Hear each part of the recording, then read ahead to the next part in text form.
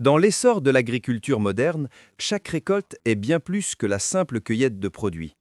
C'est un témoignage vivant de la manière dont la technologie permet à l'humanité de récolter jusqu'à 2,5 milliards de tonnes de denrées en un temps record. Tout de suite, nous allons découvrir comment les agriculteurs exploitent des machines modernes pour courir contre la montre et porter l'agriculture à un niveau totalement inédit. Commençons par poser le pied à Washington, la capitale américaine de la pomme. Devant vous se dressent d'immenses secoueurs pesant jusqu'à 10 tonnes, conçus spécialement pour la récolte. Il en existe deux types principaux. Le premier utilise des bras hydrauliques qui saisissent l'arbre et le secouent, faisant tomber les pommes au sol. Une fois les pommes au sol, un endaineur entre en action, il ramasse les fruits des deux côtés de la rangée et les regroupe en un joli cordon bien net au milieu. Ensuite, la ramasseuse passe le long de la rangée. Son tapis roulant placé très près du sol est équipé de doigts en caoutchouc souple qui tournent comme des mains mécaniques et soulèvent délicatement chaque pomme.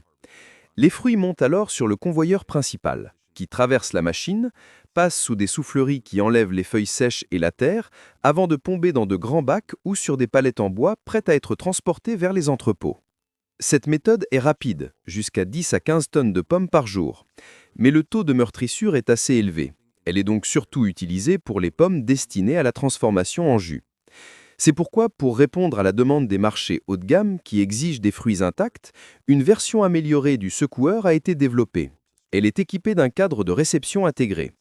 Quand l'arbre est secoué, les pommes tombent directement sur ce cadre et sont transférées immédiatement dans des caisses de stockage, sans aucune meurtrissure, parfaitement adaptées à l'exportation en frais. Un pommier met généralement 4 à 5 ans avant de donner sa première récolte. Cette différence de technologie reflète les exigences variées du marché. Un autre type de machine a été conçu pour encore réduire les chocs, même s'il est moins répandu, la récolteuse à cheval sur la rangée. Son mécanisme utilise des brosses rotatives douces qui balaient les houppiers, faisant tomber les fruits dans des plateaux de réception, puis sur un convoyeur qui traverse la machine jusqu'aux caisses arrière. La machine avance ainsi en continu entre les rangées. Ce qui marque vraiment l'entrée dans une nouvelle ère de la récolte de pommes, c'est l'arrivée des bras robotiques intelligents. Fini le temps où des dizaines d'ouvriers grimpaient aux échelles pour cueillir chaque fruit à la main. Dotés de caméras à intelligence artificielle, ces robots repèrent les pommes mûres, étendent leurs pinces avec une précision chirurgicale et récoltent des milliers de fruits par jour. C'est le tournant. La technologie non seulement accélère la récolte de millions de tonnes de pommes, mais détermine aussi le valeur économique de toute une saison. Les carottes sont généralement récoltées de septembre à novembre, quand les racines atteignent leur maximum de croquant et que leur peau brille de fraîcheur.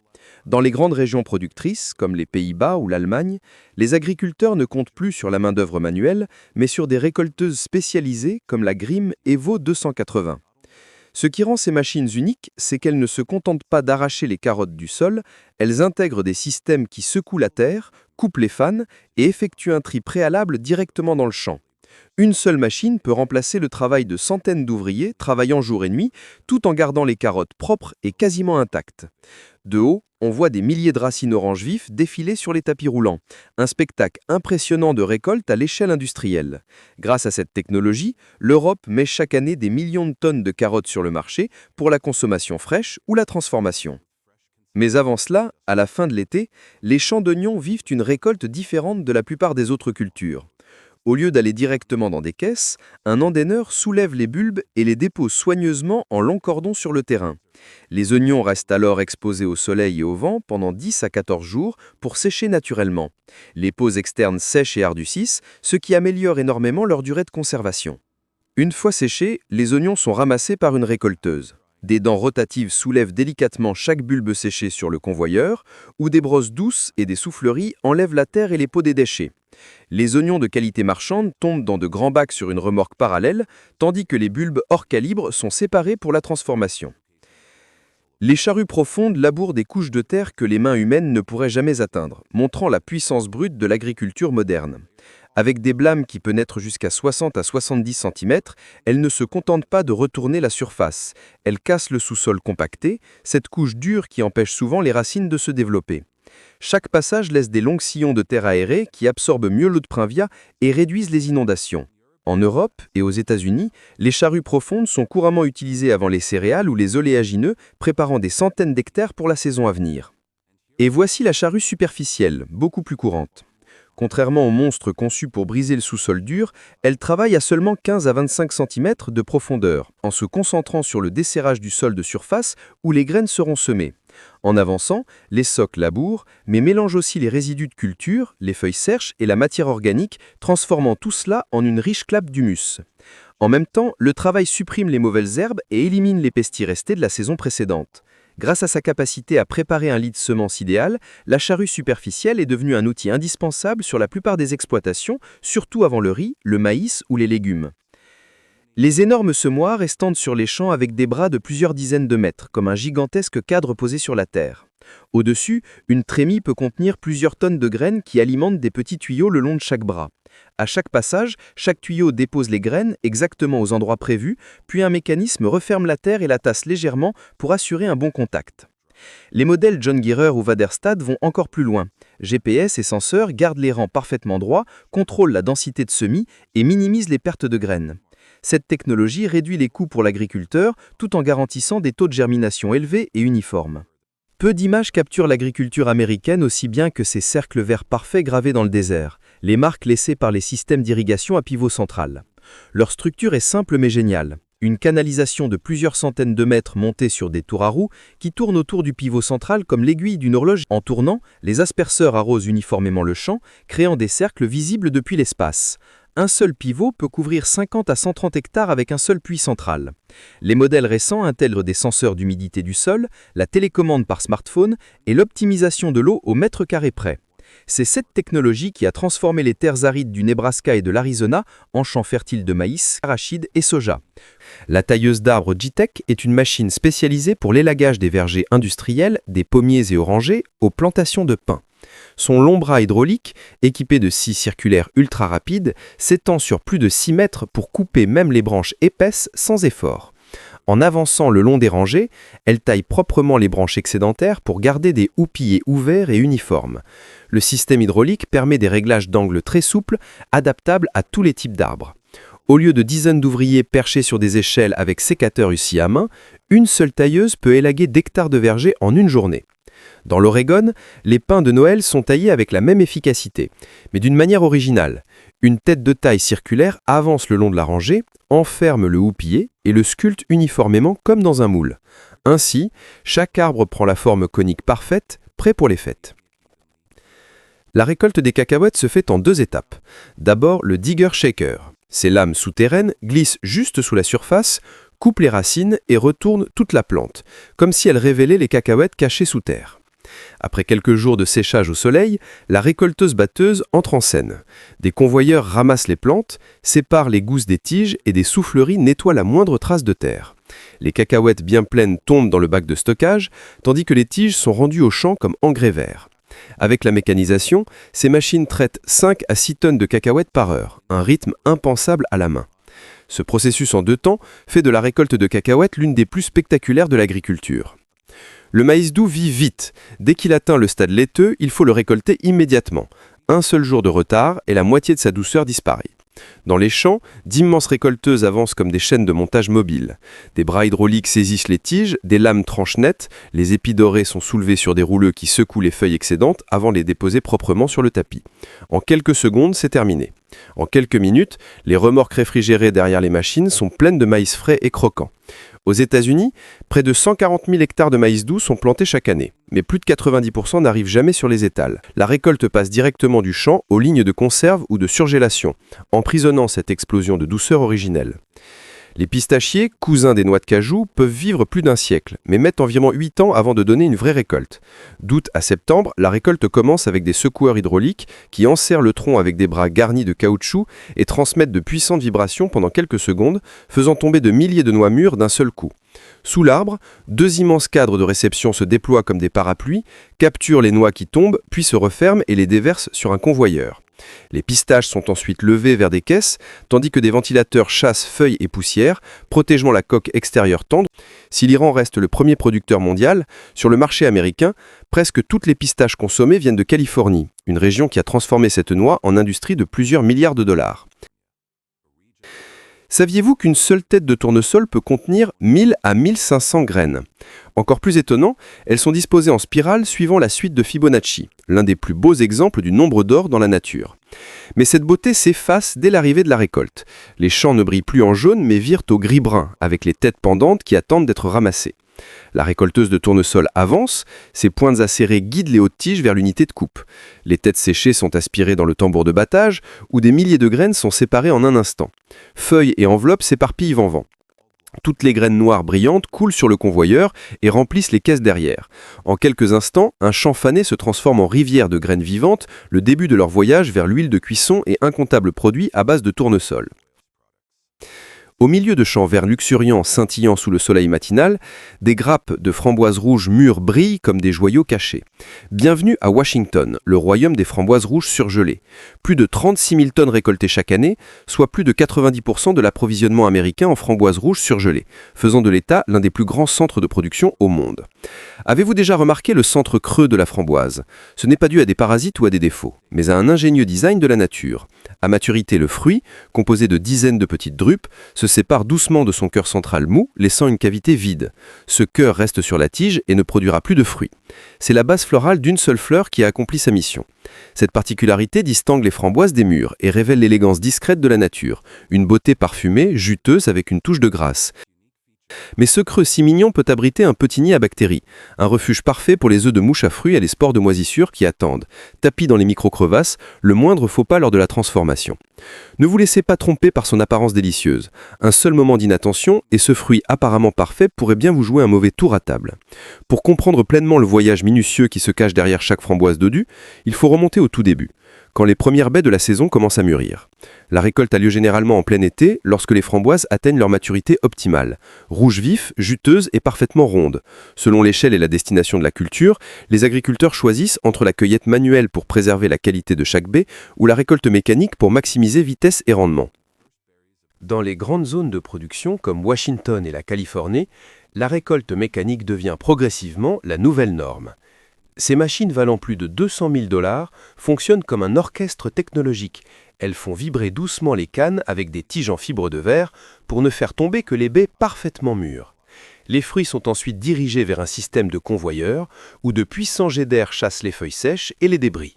Au-dessus de la ligne, des trieurs contrôlent les fruits sur place, ne gardant que les framboises les plus fraîches, les plus uniformément colorées et impeccables. Grâce à ce procédé, une ferme de près de 40 hectares peut terminer toute sa récolte en une semaine seulement, rapidement et efficacement, tout en maintenant une qualité constante, prête pour l'étape suivante. Sur les exploitations plus petites ou destinées au marché premium, la cueillette reste entièrement manuelle, la seule méthode qui garantit que chaque baie conserve sa forme sans la moindre meurtrissure. Avec leur peau délicate et leur structure creuse et aérienne, les framboises sont extrêmement sensibles à la pression ou au choc. La cueillette à la main permet de sélectionner les baies au stade exact de maturité, en évitant les fruits trop verts ou trop mûrs, un facteur essentiel pour un stockage à froid et un transport réussi. Dès qu'elles quittent les mains du cueilleur, les barquettes sont chargées immédiatement dans des camions réfrigérés et transportées directement vers l'usine de transformation la plus proche. Aucun stockage intermédiaire, aucun délai. La moindre attente peut coûter à ces baies délicates leur fraîcheur optimale. À l'usine, des chariots élévateurs spécialisés manipulent chaque palette comme s'il s'agissait de verre. Les palettes entrent dans la zone de réception où des systèmes de déchargement automatisés prennent le relais.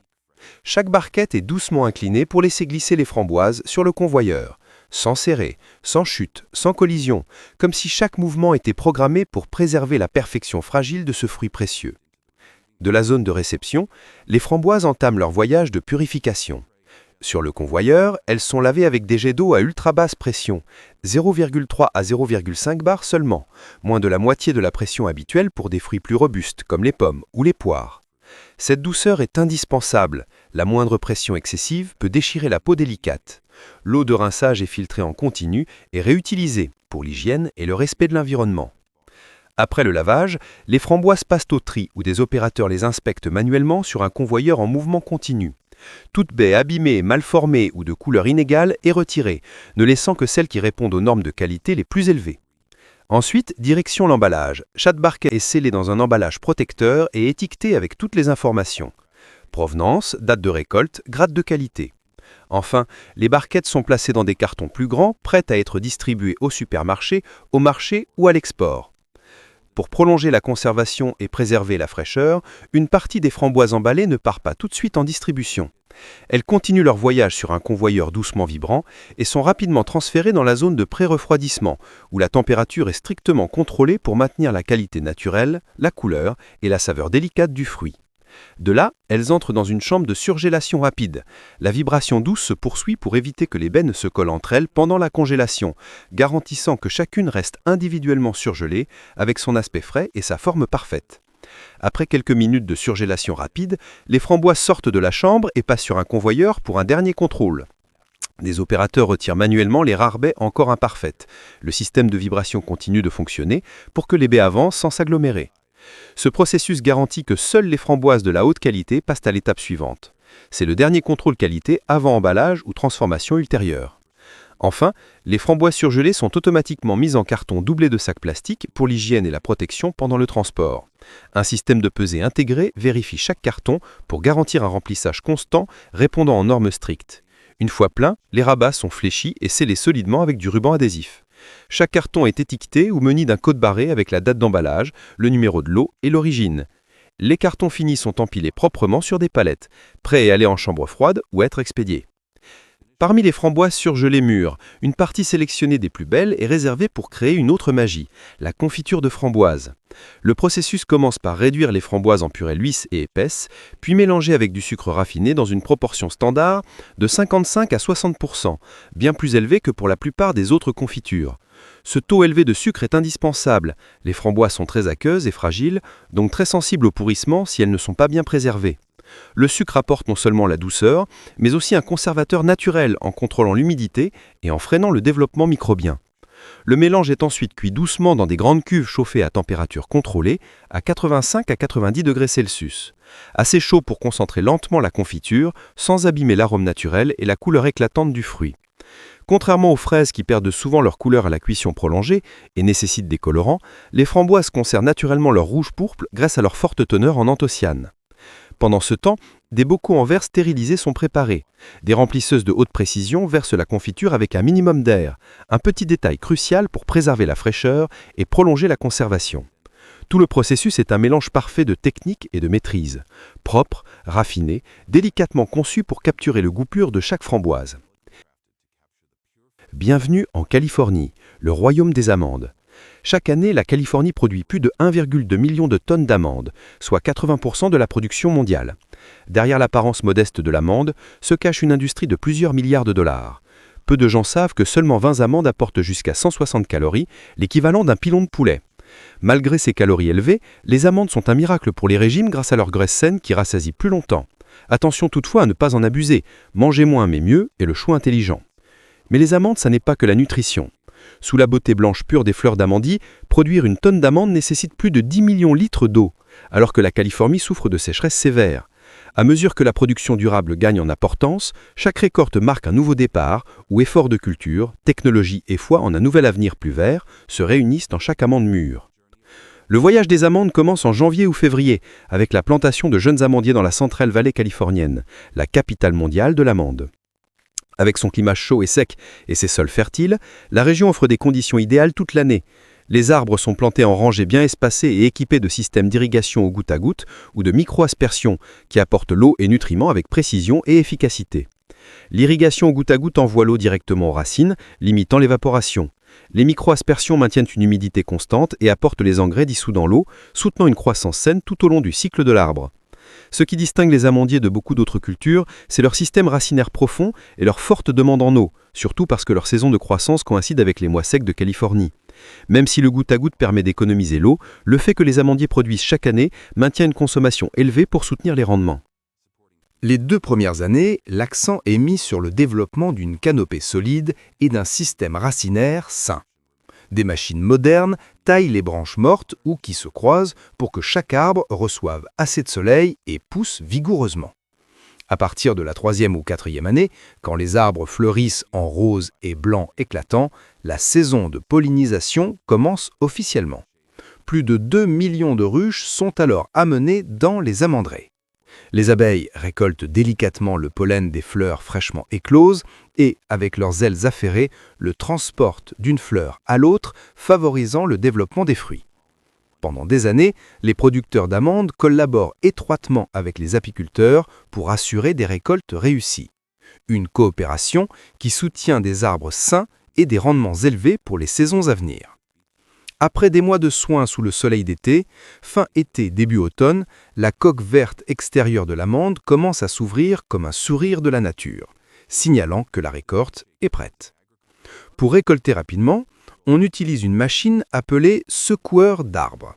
Ce petit bijou d'ingénierie agricole est équipé d'un bras mécanique et d'un système hydraulique qui s'accroche solidement au tronc.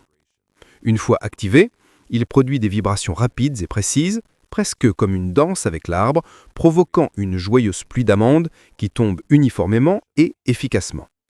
Chaque secoueur peut récolter 10 à 15 arbres à l'heure selon sa taille. Autrefois, les agriculteurs secouaient les arbres à la main avec de longues perches, longs, fatigants et dangereux. L'arrivée du secoueur a réduit la période de récolte de plusieurs semaines à quelques jours seulement, diminuant les coûts de main-d'œuvre et les pertes de noix, tout en augmentant l'efficacité globale. Une fois la pluie d'amandes tombée grâce au secoueur, un balayeur entre en scène. Équipé de brosses rotatives, il rassemble doucement les amandes en longs cordons bien droits appelés andins entre les rangées d'arbres. La machine avance sans abîmer feuilles ni sol. Cette organisation en andins permet aux équipements de récolte de travailler plus efficacement, accélère la collecte et protège la qualité des noix en limitant les casses. Après quelques jours de séchage au soleil pour réduire l'humidité, la phase principale commence. Des balayeuses ramasseuses suivent les andins, aspirent les noix et les transfèrent dans des camions spécialisés équipés de ventilateurs et de filtres qui enlèvent feuilles, brindilles et poussières, ne laissant que des amandes propres et intactes. Enfin, la récolteuse pousse les rangées d'amandes sur un long tapis roulant. Les noix coulent dans la benne du camion comme un petit ruisseau, couche après couche, encore poussiéreuse de terre, caressée par le soleil et le vent, une image vivante de la saison de récolte. En un instant, la benne est remplie de montagnes d'amandes prêtes à partir, portant avec elles le souffle de la terre et les espoirs des agriculteurs pour une saison abondante. Commençant un nouveau voyage du verger à la table. Quand les amandes arrivent à l'usine de transformation, elles ont encore leur coque verte extérieure, leur coque dure et quelques débris, feuilles sèches, petites brindilles, terre. Avant l'écuchage, elles passent par un nettoyage approfondi. D'abord, une machine débrancheuse qui enlève les plus gros branchages sans abîmer les noix. Puis un dépierreur où un flux d'air chasse les débris légers et des vibrations décollent la terre incrustée. Enfin, un débrancheur fin qui retire les dernières petites brindilles et impuretés. Vient l'écuchage. Un mécanisme rotatif ou à friction dessert doucement la coque verte qui est ensuite aspirée par un système de vide ou d'air pour garder la ligne propre. Les amandes passent ensuite sur une table de gravité pour séparer les derniers débris.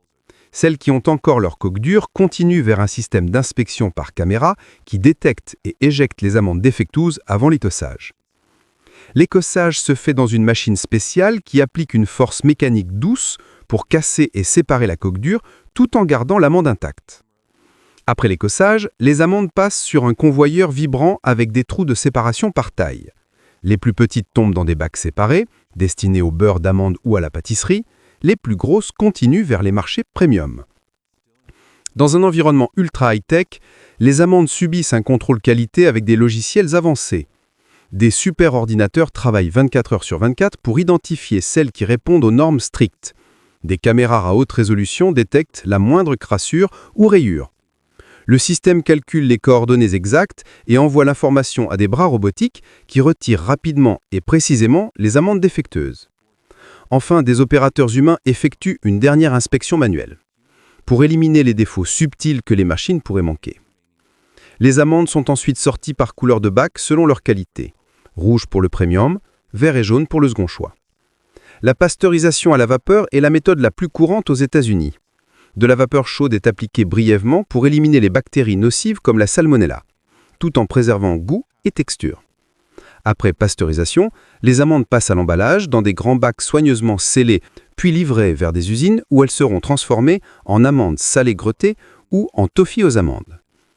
Pour les amandes salées greutées, les noix sont placées dans un four ou un torréfacteur automatique à 150 à 180 degrés pendant 10 à 15 minutes pour une cuisson uniforme et croustillante.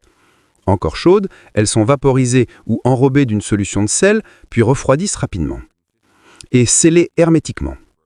Pour le toffee aux amandes, les ingrédients principaux sont sucre, beurre, crème et une pincée de sel. Beurre et sucre sont fondus ensemble à feu moyen en remuant constamment pour éviter de brûler.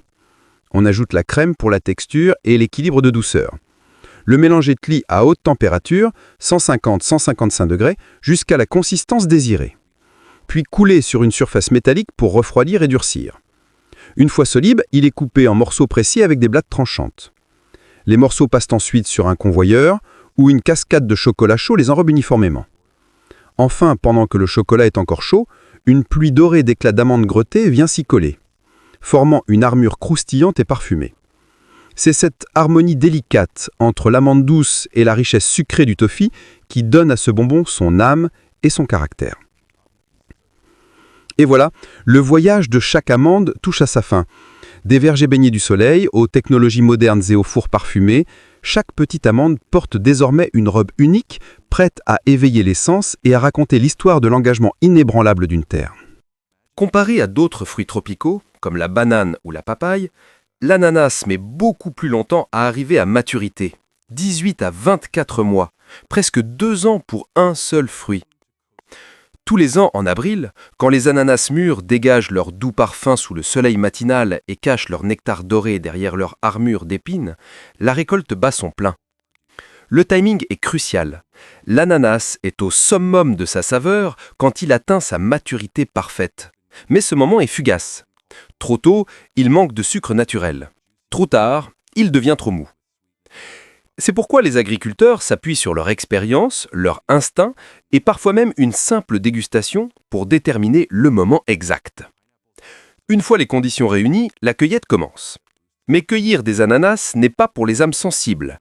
Chaque plante est entourée de longues feuilles tranchantes comme des rasoirs. Les cueilleurs portent des équipements de protection complets. Gants épais, chemises à manches longues et parfois même des visières. Chaque ananas est soigneusement coupé de sa tige sans abîmer la couronne ni la plante mère, qui, chose intéressante, pourra produire un nouvel ananas dans environ 1 an. Aujourd'hui, la technologie a totalement transformé la récolte. Sur les grandes exploitations, des véhicules spécialisés équipés de tapis roulants automatiques éliminent le portage de sacs lourds. Il suffit de couper le fruit et de le poser sur le tapis qui le transporte directement dans la caisse du véhicule. Cette technologie multiplie la productivité par 3 à 5 et réduit les dommages aux fruits. Les camions chargés d'ananas frais quittent les champs verts luxuriants, clôturant une nouvelle saison de récolte animée. Et maintenant, arrive le moment le plus important, celui où l'ananas va se transformer en une multitude de produits irrésistibles prêts à conquérir tous les palais. Dès l'arrivée des camions à l'usine, ils sont dirigés vers la zone de réception où commence un contrôle qualité très strict. Les ananas sont déversés dans de grands bassins d'eau pour un test de flottaison naturelle. Les mûrs et sucrés flottent, les abîmés ou pas assez mûrs coulent et sont immédiatement retirés. Simple, mais extrêmement efficace. Ensuite, le lavage. Les ananas passent dans un système automatisé, avec cuve rotative, jet haute pression et solution désinfectante douce. Toute la ligne peut traiter jusqu'à 10 000 ananas à l'heure, la production d'une grande ferme en une seule matinée. Les plus beaux ananas parfaitement ronds sont sélectionnés pour l'export frais. Endus d'une fine couche de cire végétale comestible qui retient l'humidité et donne un brillant irrésistible. Puis triés manuellement par taille, poids, couleur et maturité. Seuls les parfaits sont mis en carton avec QR code de traçabilité, prêts à traverser les océans. Les ananas destinés à la transformation sont épluchés. Un système automatique, muni de lames ultra tranchantes et de capteurs intelligents, retire la peau épineuse en quelques secondes. Puis un fort et creux enlève le cœur dur. Les anneaux dorés sont formés sans aucune main humaine, parfaitement ronds et précis. Quelques instants plus tard, Ils reposent dans des boîtes brillantes, baignés de sirop doux comme des joyaux tropicaux. Dans une autre ligne, les anneaux sont coupés en morceaux triangulaires uniformes, puis dirigés soit vers la conserve, mise en boîte avec sirop ou jus, scellée et stérilisée, soit vers le séchage, mise en chambre jusqu'à la texture désirée, puis emballée. Après avoir vu la transformation impressionnante des ananas en usine, vous vous demandez peut-être à quoi ressemblaient ces fruits avant d'arriver sur les tapis roulants et d'où commence leur voyage. Tout commence par une bonne préparation du sol. Des tracteurs puissants cassent le sous-sol compacté par des saisons de culture, permettant à l'air, l'eau et les nutriments de pénétrer profondément. Ensuite, on sélectionne des rejets sains et uniformes de 2 à 3 mois, plantés à la main ou à la machine en rangée droite, avec un espacement calculé pour que chaque plante ait assez de place pour ses feuilles, le soleil et les nutriments. Juste après la plantation, l'irrigation goutte à goutte s'active, parfois combinée à la fertigation, apport d'engrais dissous dans l'eau. Le désherbage élimine la concurrence, puis l'urée apporte l'azote nécessaire au développement rapide de feuilles vertes luxuriantes. Une fois assez de nutriments accumulés, l'ananas pousse vigoureusement, se prépare à fleurir et à fructifier, vers une récolte prometteuse.